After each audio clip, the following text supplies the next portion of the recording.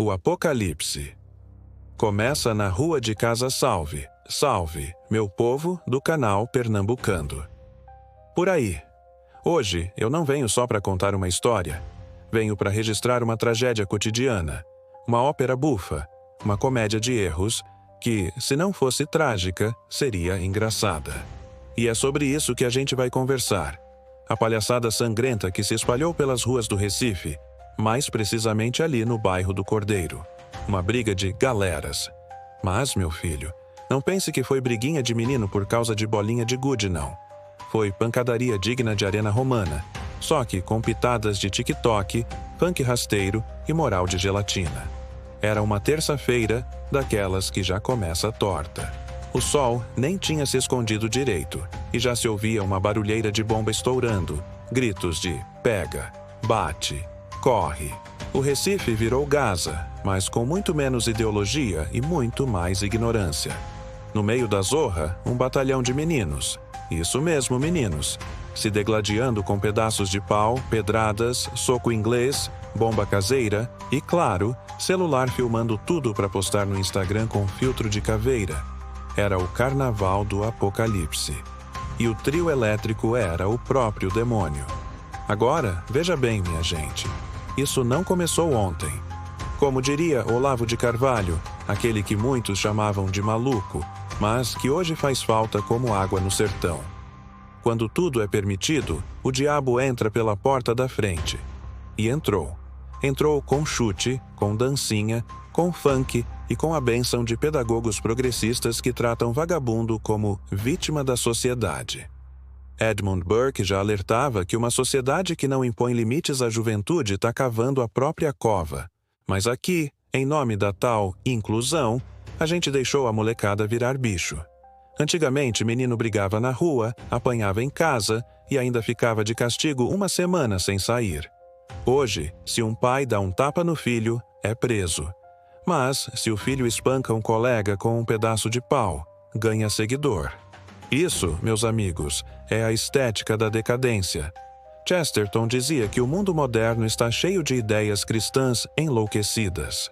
Pois é, pegaram a compaixão, o perdão, o amor ao próximo e tiraram Cristo do pacote. Ficou só a carcaça do seja bonzinho, do não julgue ninguém, do todo mundo tem direito a errar. Só esqueceram que, sem responsabilidade, direito vira delírio. E agora tá aí a consequência. Menino virando monstro, rua virando campo de guerra e a polícia. Bom, a polícia chega depois que tudo já terminou, filma a fumaça e volta pra base. Não porque é incompetente, mas porque foi desarmada moralmente. Toda vez que reage, vem ONG, jornalista de chapéu colorido e pastor progressista dizer que a culpa é do Estado opressor. Tenha paciência. No vídeo da briga, que eu assisti com um misto de náusea e curiosidade mórbida, aparece um rapaz sendo carregado com a cabeça aberta, sangrando como bode em véspera de São João. A turba nem se comove. Continua dançando, gritando, batendo palma. Eu pensei, meu Deus, isso é Sodoma versão Pernambuco? E é mesmo. A cidade se tornou um espetáculo de horrores diários, e nós, como no Coliseu, assistimos comendo pipoca e fazendo react. Mas será que é só culpa dos meninos? Claro que não. A escola virou um laboratório de ideologia. Os professores, com raríssimas exceções, em vez de ensinar a ler, escrever, pensar, agora ensinam a desconstruir. Desconstruir a família, desconstruir a religião, desconstruir a autoridade. Resultado: formam pequenos revolucionários sem causa, armados com Paulo Freire na mochila e ódio no coração. Ariano Suassuna já dizia que quem não tem raízes vira escravo do modismo. Pois os meninos viraram escravos do TikTok, do crime e da lacração. E os pais? Ah, os pais! Muitos, infelizmente, terceirizaram a criação dos filhos para a tela do celular e para a escola ideologizada.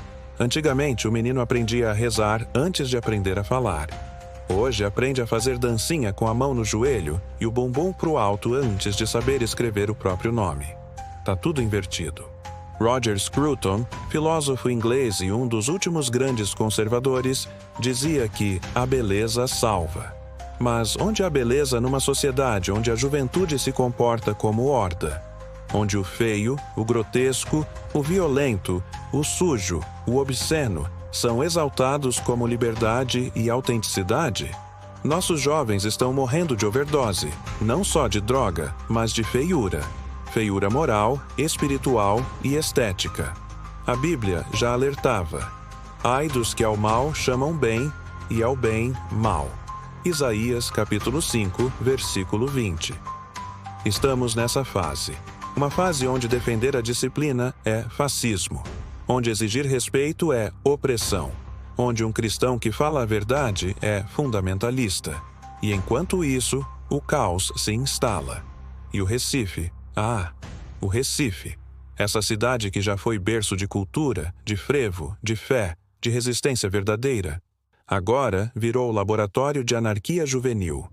O bairro do Cordeiro virou símbolo, mas não é o único. Da Boa Vista à Várzea, do Ibura à Encruzilhada, o cenário se repete. Jovens desorientados, adultos omissos e um Estado paralisado pelo medo de ser chamado de autoritário. Mas será que não tem mais jeito? Tem sim. A salvação começa em casa. Começa quando o pai volta a ser pai. Quando a mãe volta a ser mãe. Quando a autoridade moral é restaurada. Começa quando se entende que liberdade sem responsabilidade é licença para o inferno. Começa quando se entende que a cultura é mais poderosa que a política, que a moral vale mais que a militância e que, sem fé, tudo apodrece. Meus amigos, a civilização não é construída por decreto. Ela é cultivada no silêncio da educação, no sacrifício diário, na firmeza dos princípios e, principalmente, no temor de Deus. Como diz o livro de Provérbios, o temor do Senhor é o princípio da sabedoria. Sem esse temor, o menino cresce sem rumo, sem freio, sem limite. E o que era para ser flor da juventude vira espinho da sociedade. E eu deixo aqui uma última reflexão. Não se trata apenas de uma briga de rua, trata-se de um sintoma. Um grito de uma geração que não sabe quem é, de onde veio, nem para onde vai. Uma geração que foi ensinada a duvidar de tudo, menos do próprio umbigo. Uma geração que perdeu a vergonha, a modéstia, a honra. Uma geração que precisa de pais, de mestres, de líderes, e não de cúmplices.